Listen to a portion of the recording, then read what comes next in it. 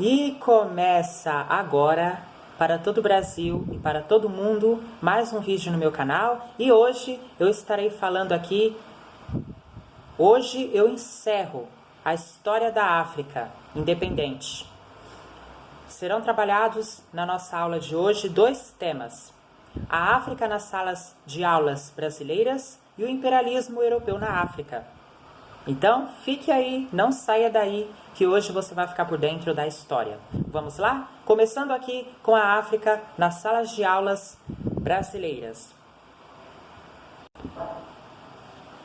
E o objetivo da nossa aula de hoje, da África nas salas de aulas brasileiras, é apresentar a Lei 10.639 sobre a obrigatoriedade do ensino de História da África nas escolas brasileiras, enfatizar a importância da disciplina no combate ao preconceito racial. Esse é o objetivo da nossa aula.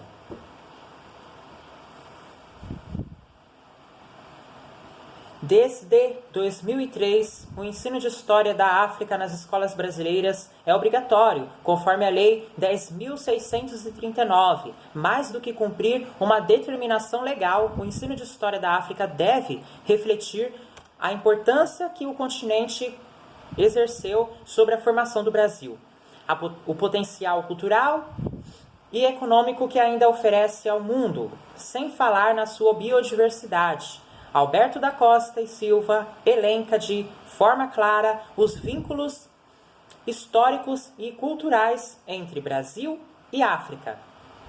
E completa em outro texto: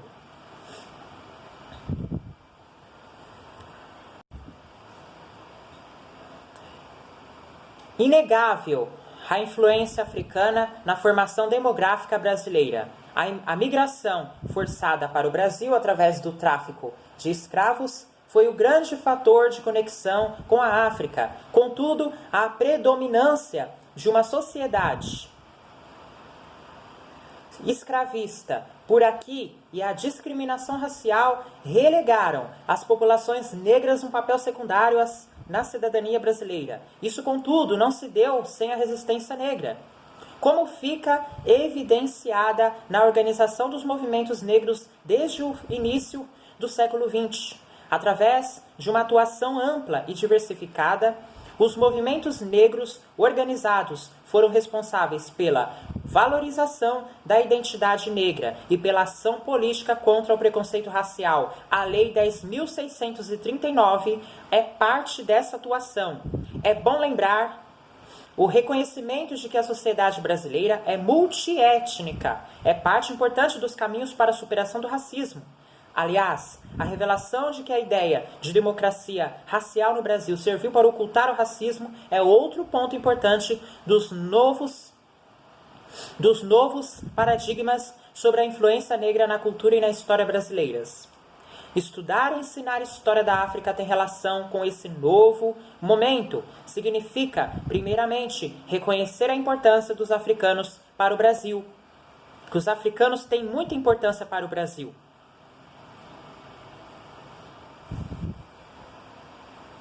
E depois, reconhecer que a superação do racismo passa pelo conhecimento dessa importância. Ou seja, formar um Brasil mais democrático demanda promover um ensino que combata o racismo e que estimule uma identificação positiva com as contribuições africanas. Estas aulas de História da África pretenderam ser matéria para essa ação de positivação da cultura africana e da sua importância na história brasileira. Para isso, o professor de História deve estar despido dos preconceitos raciais que moldaram o olhar eurocêntrico pelo qual as práticas culturais e sociais que não se enquadrassem no modelo europeu eram classificadas por selvagens, não civilizados ou demoníacos. Vimos ao longo das nossas aulas de história aqui do meu canal do YouTube que a África possui história. A África possui história. Vou repetir. A África possui história.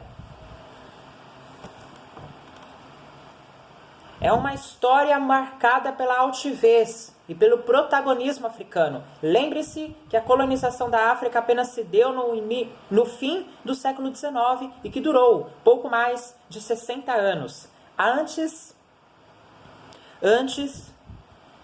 da chegada dos europeus, no século XV, os povos africanos já possuíam uma organização política e econômica que permitia o intercâmbio comercial entre áreas de curta, média e longa distância. Lembre-se que o Saara não isolava a África, mas interligava pelas rotas comerciais o norte e o sul.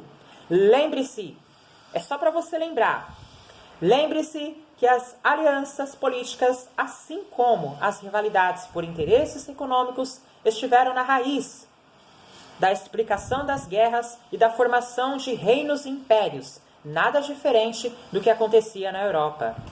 A chegada dos europeus não resultou em saque da África porque os africanos não permitiram. Tá, pessoal? A chegada dos europeus na África não resultou em saques da África, porque os africanos não permitiram, eles resistiram. Lembre-se que o acesso europeu se dava no litoral e com a anuência das chefaturas locais. Lembre-se também que os africanos e europeus eram muitas vezes parceiros comerciais.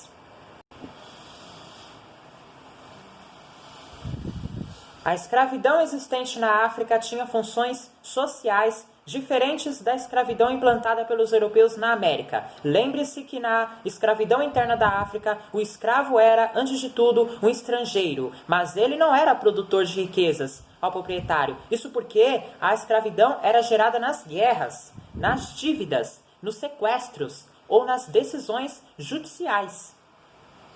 A intensificação da demanda por escravos com o tráfico atlântico voltado para as Américas alterou essa escravidão interna, uma vez que os europeus estavam dispostos a tudo para vender mais e mais escravos, inclusive cooptar governantes africanos para negociar os escravos. A alegação de que a escravidão já era conhecida na África não minimiza a condição dos 11 milhões de africanos trazidos para a América. Tampouco diminui a responsabilidade dos escravistas, governos e sociedade nessa migração compulsória.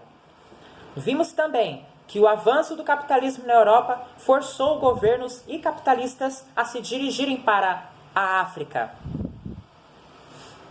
com ímpeto de exploração e de dominação ao longo do século XIX. O imperialismo está na base da explicação do Congresso de Berlim e da partilha da África. Lembre-se que só então a África foi recortada pelas potências europeias, ignorando-se fronteiras tradicionais entre os povos. A resistência à colonização cresceu após as guerras mundiais, por ação de africanos e afrodescendentes politizados com respaldo na comunidade internacional. Lembre-se, por exemplo, dos líderes Nkrumah, Senghor, Amilcar Cabral e suas atuações para as independências africanas e de Nelson Mandela para o fim do apartheid. A história da África não é uma disciplina fácil. Realmente não é. Tá, pessoal? Eu confesso, não é fácil. Mas ela é fundamental para a melhor compreensão da história brasileira e essencial para aqueles que defendem a justiça social e a igualdade entre todos os brasileiros, ou seja, contra o racismo, né? A gente tem que aceitar todos como são, tá?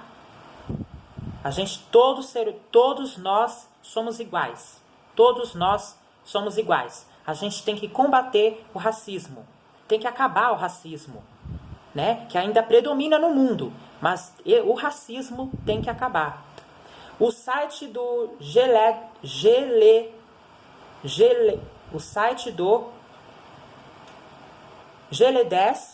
Intuito da Mulher Negra. Ali você encontra planos de aula, artigos e biografias dos líderes africanos, disponível no site, que é o tópico, né? www.geledes.org.br. Acesso em 13 de novembro de 2013, os textos da Lei número 10.639 e do Decreto 4.886 podem ser conferidos nos links aqui dispostos, disponíveis no tópico www.planalto.gov.br e ainda mais, você pode acessar também o é o mesmo link, planalto.gov.br. É que eu achei que era link diferente, mas é que eles colocaram o link é o mesmo, é que eles repetiram, né? Eles colocaram o mesmo link 2 vezes aqui no texto, tá? Por isso que eu tô acompanhando aqui. Aí aqui tem eles repetiram o link 2 vezes, mas é o mesmo, www.planalto.gov.br. Agora vamos para a nossa última aula de História da África Independente, né? Que eu encerro hoje a História da África.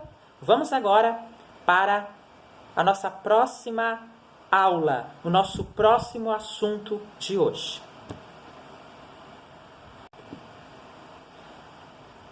Agora eu vou estar falando aqui do imperialismo europeu na África.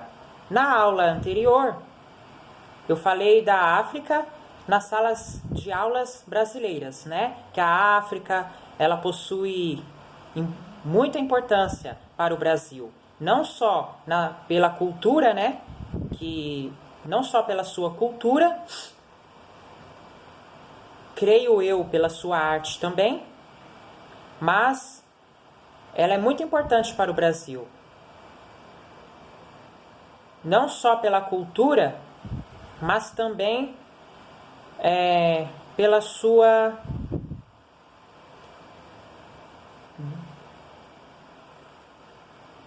que ela contribuiu muito à África. Contribuiu muito. A África, ela oferece um potencial cultural, econômico para o mundo. Não só para o Brasil, mas para o mundo. Sem falar da sua biodiversidade. Então agora vamos falar agora do imperialismo. O imperialismo europeu na África.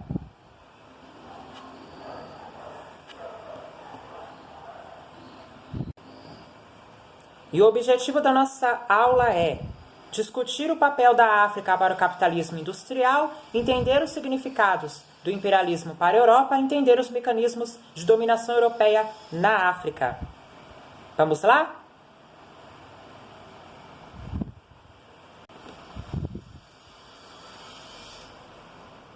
Vimos na aula anterior que o século XIX foi um momento no qual os países europeus intensificaram a entrada na África.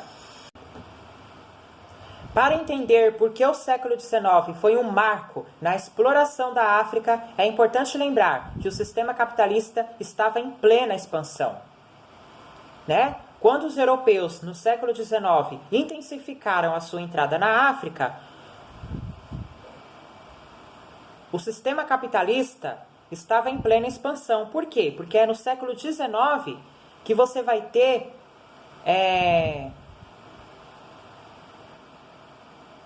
a Revolução Industrial. A Revolução Industrial, ela começou no século XVIII.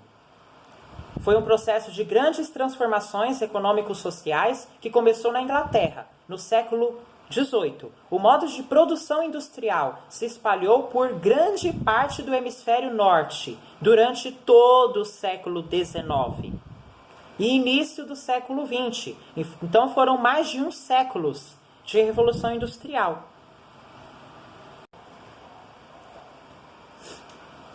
Desde a Revolução Industrial, com a intensificação da procura por fontes de matérias-primas e por consumidores, a Europa foi impactada por intensas transformações na sua política interna e na relação com o restante do mundo. Internamente, o século XIX foi marcado pela crise das monarquias absolutistas, evidenciada nas revoluções de 1830 e 1848, na qual eu já falei no meu canal, ocorridas na França pelas lutas políticas decorrentes do processo de formação dos Estados nacionais, pela reconfiguração dos interesses geopolíticos e também pelo crescimento na organização operária, pelo fortalecimento das burguesias e pela modernização tecnológica na produção, no transporte e nas comunicações. A expansão capitalista iniciada na Europa será direcionada para a Ásia.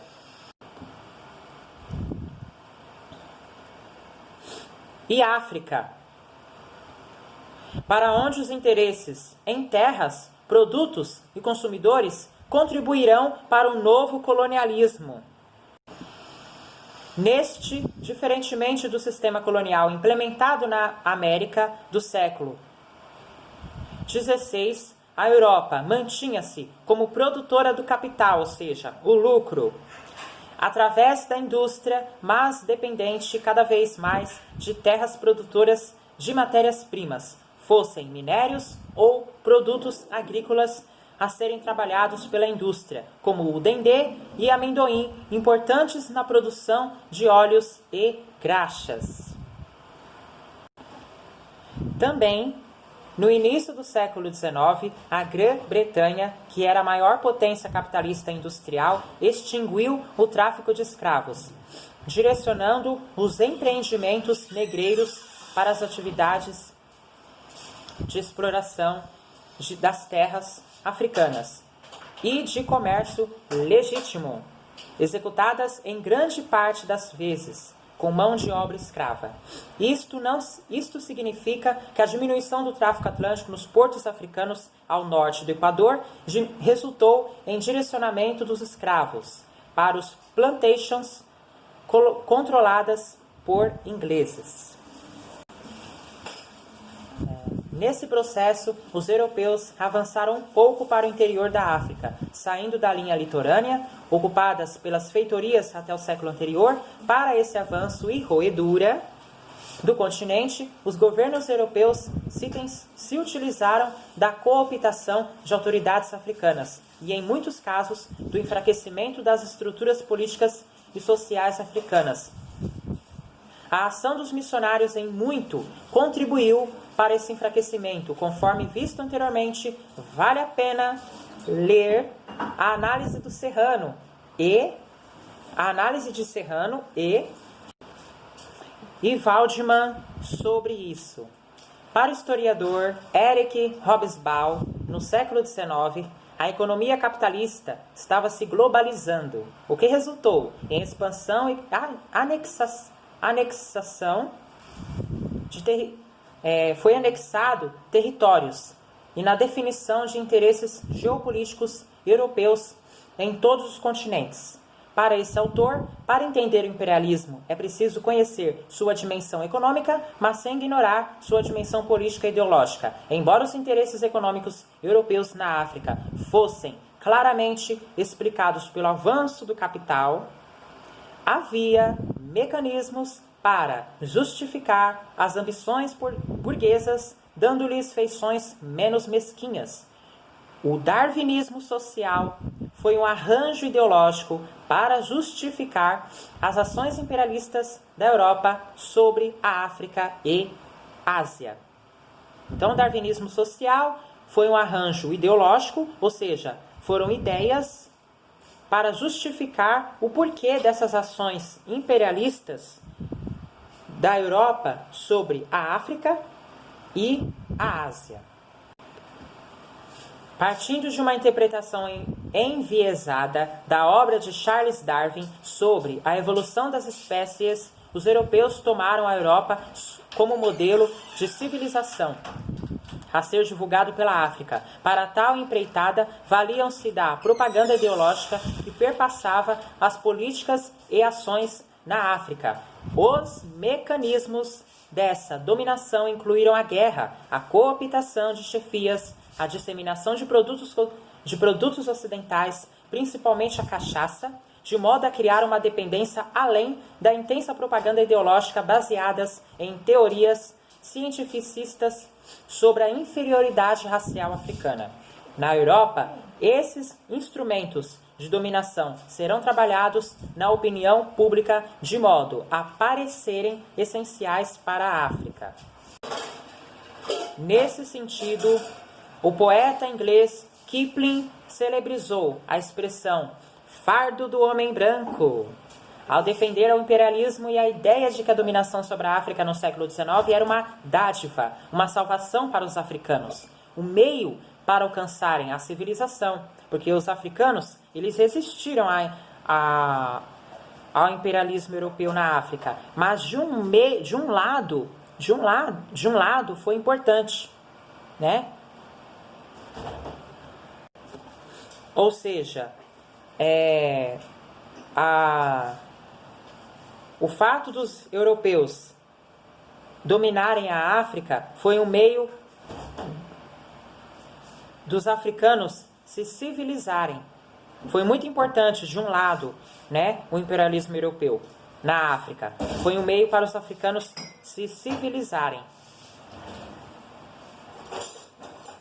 Na expressão do poeta, todo o empenho imperialista seria muito custoso para os europeus, mas em nome da civilização, os investimentos valiam a pena. Como podemos notar, o imperialismo na África, em fins do século XIX, também trazia uma considerável dose de hipocrisia.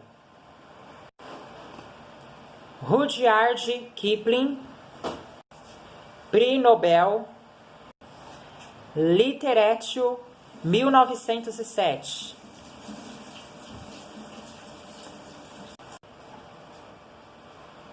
Post-Arienne, ou seja, sem post-Arienne, Empire, Centro-Africano. Então é isso, pessoal. Esse foi o tema de hoje. Quer dizer, esses foram os temas de hoje. Espero que vocês tenham gostado. Se você não é inscrito no meu canal, se inscreve no canal. Se você gostou, já deixa o seu like. E hoje, como eu havia falado, eu encerro hoje a história da África independente. Amanhã eu estarei falando aqui no meu canal, no novo horário, tá? Sujeito à mudança no horário, só que amanhã eu estarei no novo horário às 10 horas da manhã. Amanhã, às 10 horas da manhã, estarei ao vivo no YouTube e falarei de uma nova disciplina, que é Libras. Amanhã eu falarei de Libras, aqui no meu canal do YouTube, ao vivo, às 10 horas da manhã. Então, por hoje é só, eu fico por aqui e até amanhã. Tchau!